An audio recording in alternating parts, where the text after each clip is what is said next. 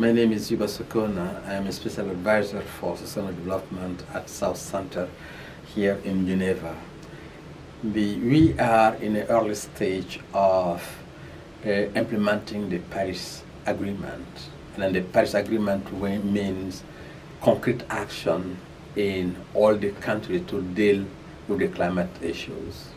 Many developing countries will have to define their own climate policy, and then they have a lot in common in terms of adaptation, in terms of avoiding emission or mitigation, because their situations are comparable economically, politically, socio-economically.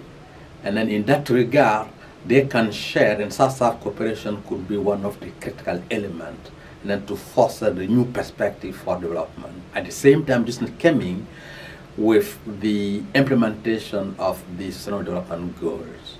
And then we know also in the developing country, there is no way you can delink sustainable development and climate change issues. They are closely linked, they are aligned. You take the small-scale farming system, for instance, in Africa, where they can get the technology that is needed to foster and then to boost that system in a much more climate-friendly way.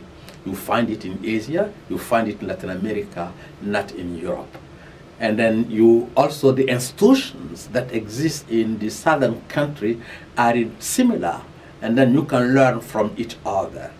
And then I think that the academy will be one of the critical area where you can create a platform of knowledge sharing, of learning from each other, or also a different element that will inform policies in the different contexts of developing country or southern country in general.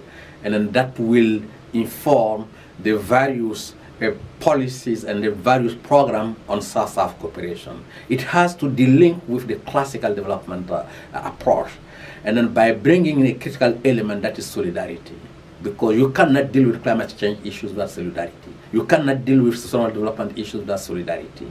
And then that is not based at all on the partnership aspect that related to mercantile approach of the cooperation between different nations.